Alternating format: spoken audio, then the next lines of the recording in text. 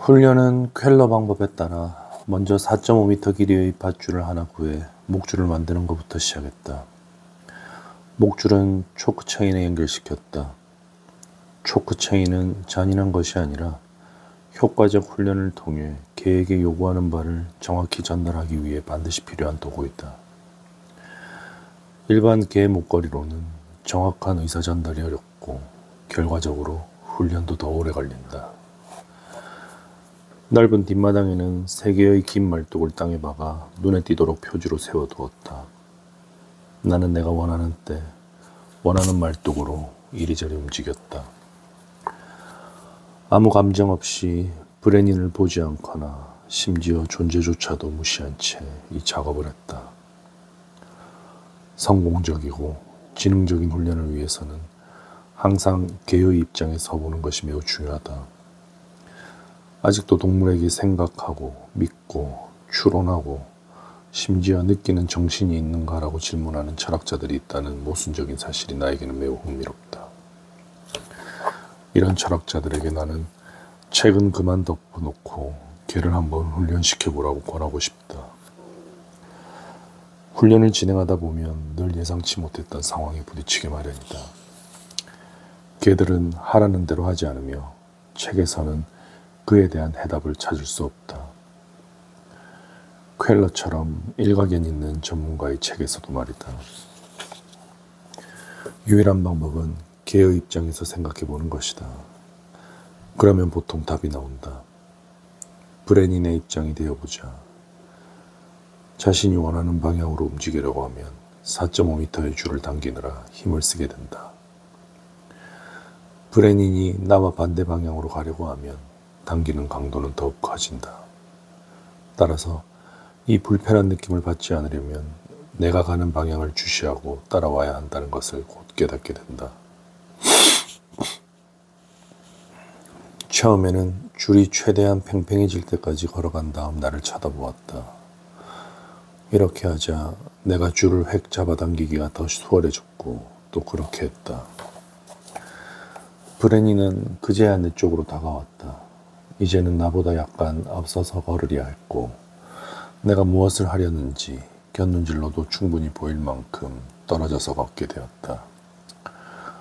보통 이런 현상이 발생한다.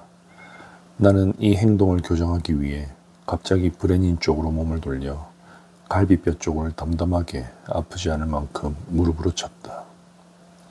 그 이후에 브레닌은 똑똑하게도 내 뒤에서 걷기 시작했다.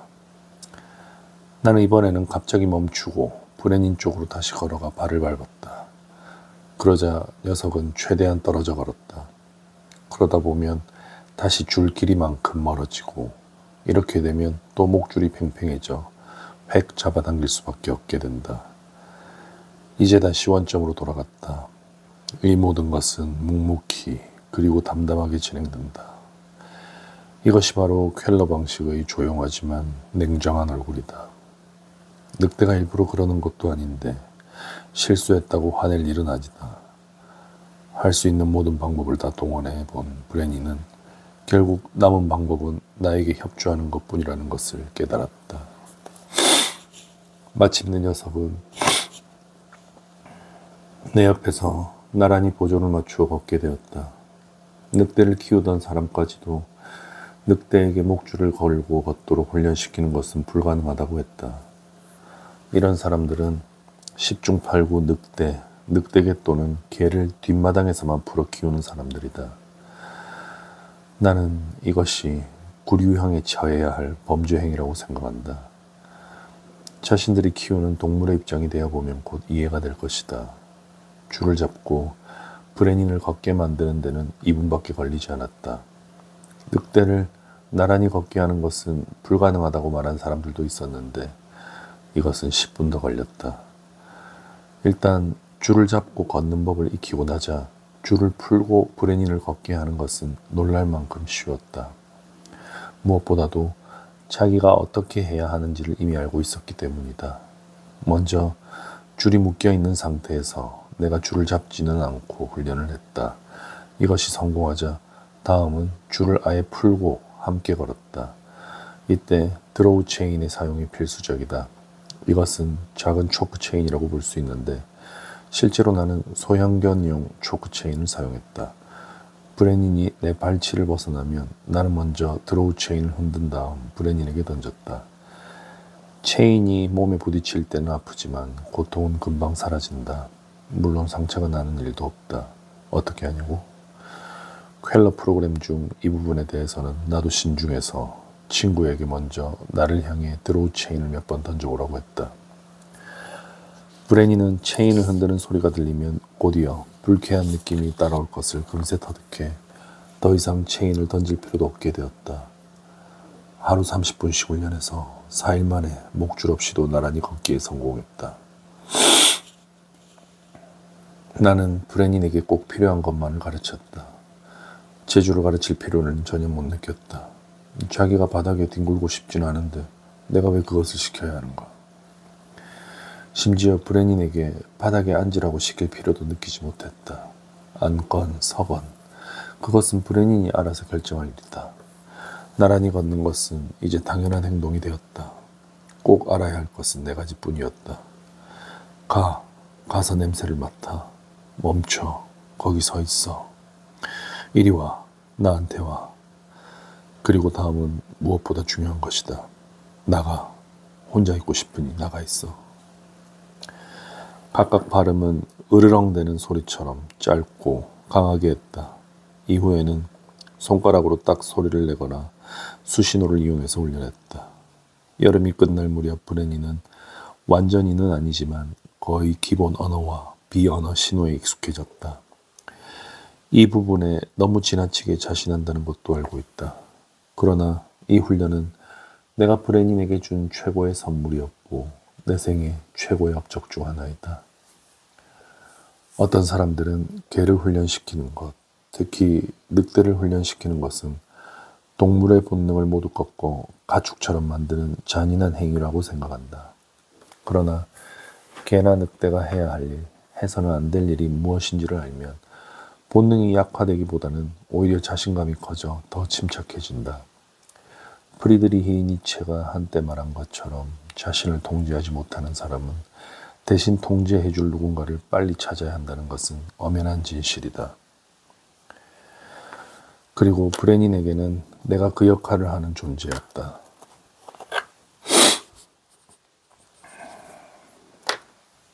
그러나 규율과 자유 사이의 관계는 심오하고 중요하다. 규율은 가장 소중한 자유의 형태를 가능하게 한다. 규율 없이는 잠시 허가된 자유일 뿐 진정한 자유가 아니다. 훈련을 마치고 10여 년간 브레닌과 산책하면서 나는 줄에 묶지 않으면 멀리 달아나 버리니까 허스키, 말라뮤트와 같은 늑대 과학에는 항상 목줄을 해야 한다며 묶은 채로 다니는 사람들을 보았다. 그들의 말이 사실일 수도 있다. 그러나 꼭 그래야 하는 것은 아니다. 이후 아일랜드에 살면서 양들이 풀을 뜯는 초원으로 나갈 때에도 브레니는 목줄을 묶지 않고 산책했다. 물론 양들만큼은 아니겠지만 처음에는 사실 나도 긴장했다. 우리가 함께한 시간 동안 나는 한 번도 브레닌에게 소리를 친 적도 때린 적도 없었다.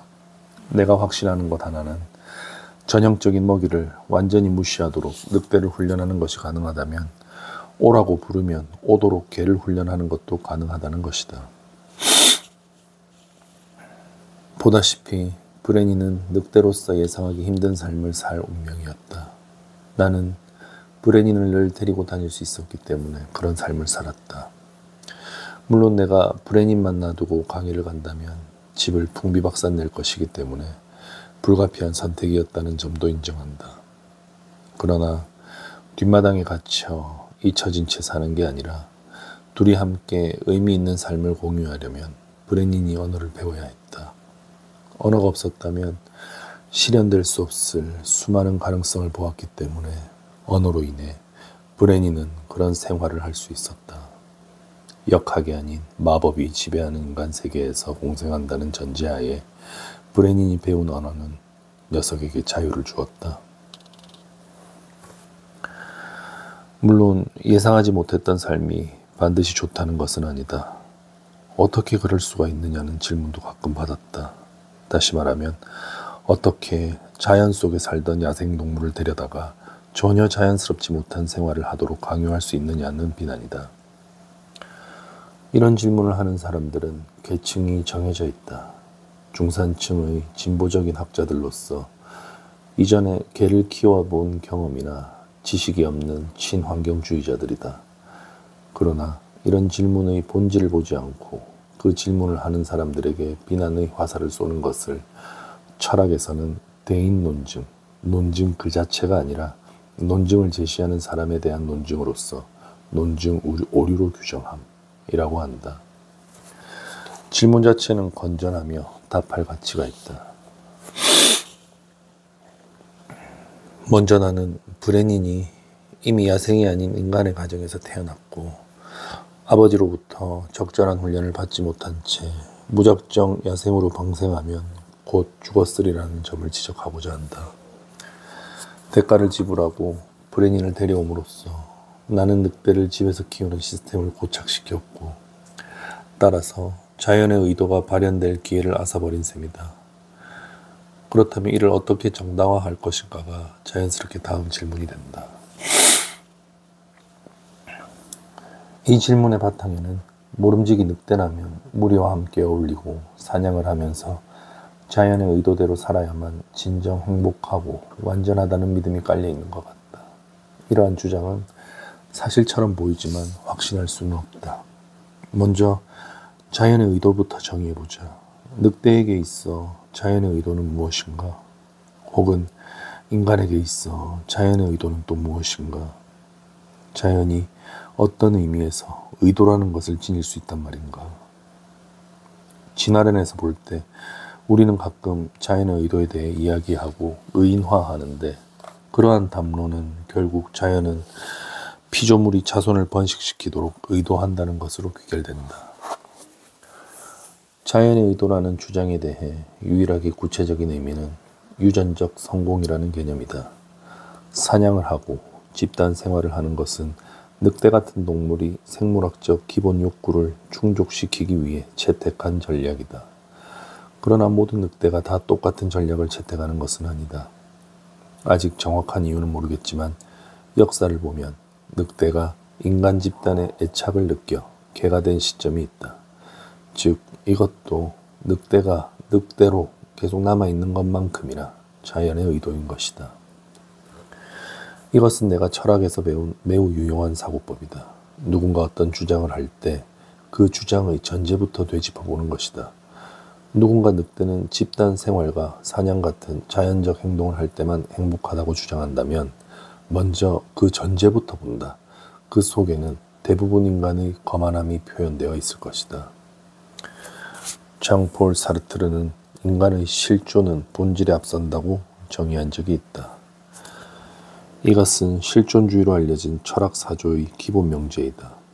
그는 인간 존재가 대자적 존재, 자신을 대상화해서 관찰하고 반성할 수 있는 존재라고 말했는데 이것은 인간을 제외한 다른 모든 존재가 즉자적 존재, 필연성에 지배받는 존재인 것과 대조를 이룬다. 사르트르가 말한 것처럼 인간은 자신의 존재를 지배한다. 즉, 삶을 어떻게 살 것인지를 선택하고 종교, 도덕, 과학 등이 정해놓은 기존의 규칙이나 원칙에 의존하지 않는다는 것이다. 특정 원칙, 도덕 또는 종교적 금원을 채택하는 것은 선택의 문제일 뿐 우리가 무엇을 하고 어떻게 살든 그것은 전적으로 각자가 지닌 자유의지의 표현이다. 사르트르가 말한 것처럼 인간은 자유롭도록 태어난 존재인 것이다. 그러나 사르트르 철학의 이면은 인간 위의 모든 존재가 자유롭지 않다고 말하고 있다. 다른 것들, 심지어 그 어떤 생명체조차도 주어진 대로 살아야 한다는 말이다. 늑대가 사냥을 하고 무리지어 사는 동물로 진화했다면 그렇게만 살아야 한단다. 시간이 끝없이 흘러도 늑대는 자신의 존재를 지배할 수 없단다. 늑대는 그저 주어진 삶밖에 살 수 없다는 것이다. 어떻게 늑대에게 그럴 수 있는가라는 질문에 깔린 전제는 늑대는 본질이 실존에 앞선다는 생각에서 출발한 것이다. 물론 사르트르가 인간의 자유에 대해 주장한 바가 옳은 것인지조차 명확하지 않다. 그러나 나의 관심은 그 주장의 진위보다는 존재의 유연성에 대한 보편화된 생각들에 가닿는다. 왜 오로지 인간만이 수천 가지 다른 방식으로 살아갈 수 있고 다른 생명은 생물학적 유산에 속박되고 자연의 역사에 종속되어 살아야 한다는 말인가? 이것이 인간의 오만함이 아닌 무엇이란 말인가? 2년 전 아테네로 출국하는 아침 비행기를 타기 전날 저녁 게트윅 공항 근처 한 호텔의 비어 가든에 앉아 있는데 여우 한 마리가 다가왔다. 녀석은 마치 개처럼 1미터도 채 안 되는 곳에서 음식물 부스러기라도 던져주기를 기다리듯 얌전히 앉아 있었다. 나는 먹을 것을 주었다. 여종 오버는 녀석의 호텔의 단골이며 다른 호텔에도 자주 등장한다고 기띔해 주었다. 이 여우를 다 일러보자. 너는 야생의 방식으로 쥐를 사냥해야 한다고. 너는 나와는 달리 본질이 실존에 앞서니까 존재를 지배할 필요가 없다고. 우리는 여우를 그저 야생에서 쥐를 사냥하는 존재로만 격화시킨다. 여우의 지능과 풍부한 계략을 사르트르가 규정한 존재라는 제한적인 개념 속에 가둬버리고 만다. 여우의 본질은 역사와 운명의 우여곡절 속에 계속 변해왔다. 그렇기 때문에 여우란 무릇 이래야 한다는 여우의 전제도 변화하는 것이다. 물론 자연의 역사가 물려준 제약을 간단히 무시할 수는 없다. 우리 속에 매일 갇혀있는 여우가 행복하고 충만할 수는 없을 것이다. 그것은 늑대나 인간도 마찬가지다. 우리 모두는 역사를 통해 물려받은 기본적인 욕구가 있다. 늑대와 여우가 순전히 역사가 조종하는 생물학적 꼭두각시라고 보는 것은 불합리한 추론이다.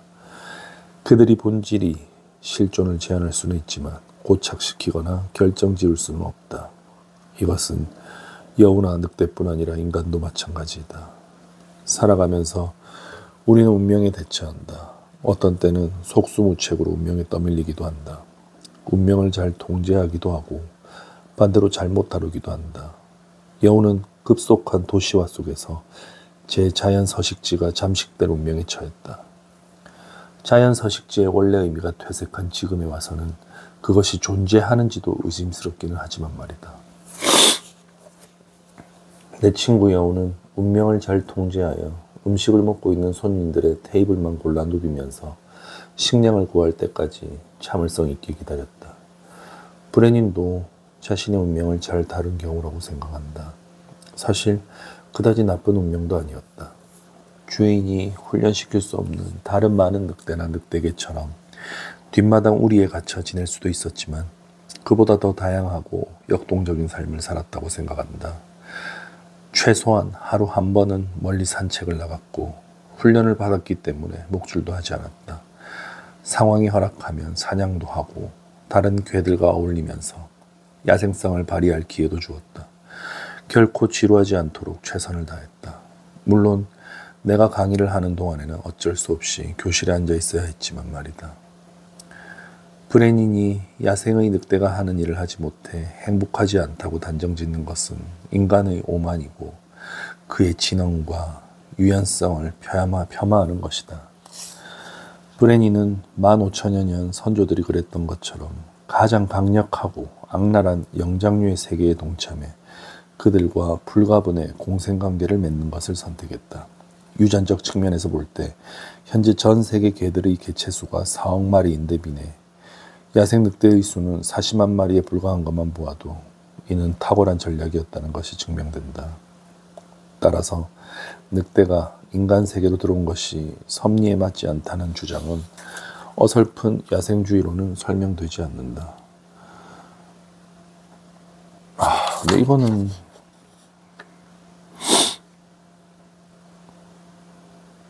뭐 논란이 되는 얘기지만 전 세계 개들의 개체수가 4억 마리인데 비해 야생 늑대의 수가 40만 마리니까 이는 탁월한 전략이었다는 것이 증명된다고 말하는 것은 좀 그렇지 않습니까? 미국에서 알다시피 서부 시대 때는 정말 참혹한 늑대 사냥도 있었고 또 반대로 미국에 사는 흑인이 아프리카에 사는 흑인보다 밥도 안 굶고 훨씬 경제적으로 부유함을 누린다고 해서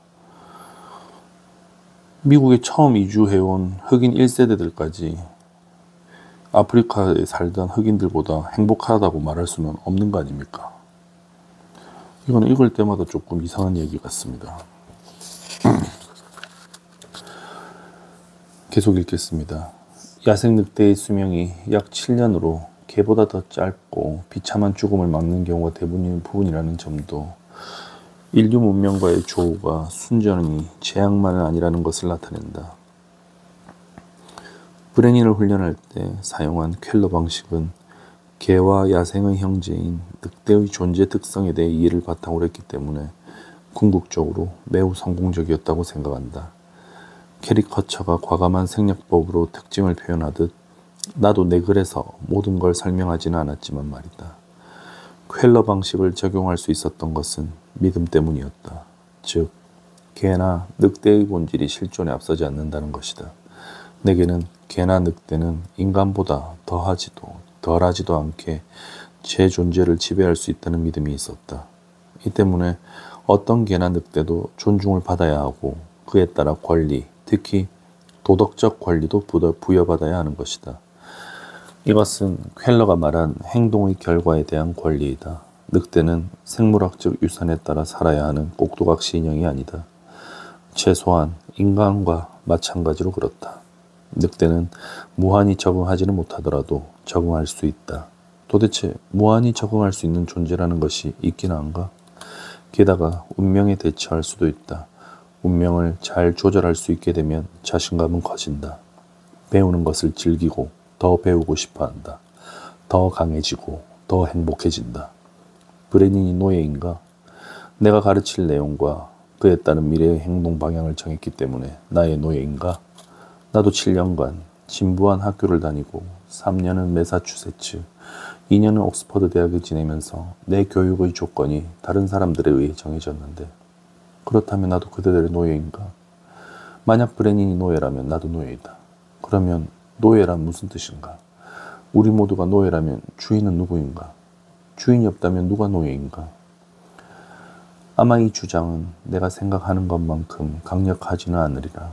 아마 내 판단은 브레닌이 내게 준 모든 축복으로 인해 객관성을 잃을 것이다. 어떤 사람은 개를 데려와 처음에 호기심이 가시고 나면 뒷마당에 방치해둔다. 그 다음부터 개는 그저 일감에 불과한 존재로 전락하고 만다. 밥을 주고 물을 주는 지루한 의무 외에는 무언가를 함께 교류하는 일이 없는 관계로 말이다. 어떤 사람들은 개를 굶기지만 않으면 좋은 주인이라고 생각하기까지 한다. 그렇다면 뭐하러 힘들게 개를 키울까? 얻을 것도 없이 매일 귀찮은 일만 생기는데 굳이 그럴 필요가 있을까? 그러나 일단 개가 집에 들어오면 개가 당신 삶 속에 깊숙이 들어와 그 일부가 되어버리면 그때야 모든 즐거움이 생긴다. 개를 키우는 것은 보통의 관계들과 같다. 가는 정이 있어야 오는 정이 있다. 늑대도 마찬가지이다. 그러나 늑대는 개와는 다르고 늑대에게는 개에게는 없는 약점들이 있기 때문에 교감하려면 훨씬 더 노력이 필요하다. 오늘 여기까지 읽겠습니다.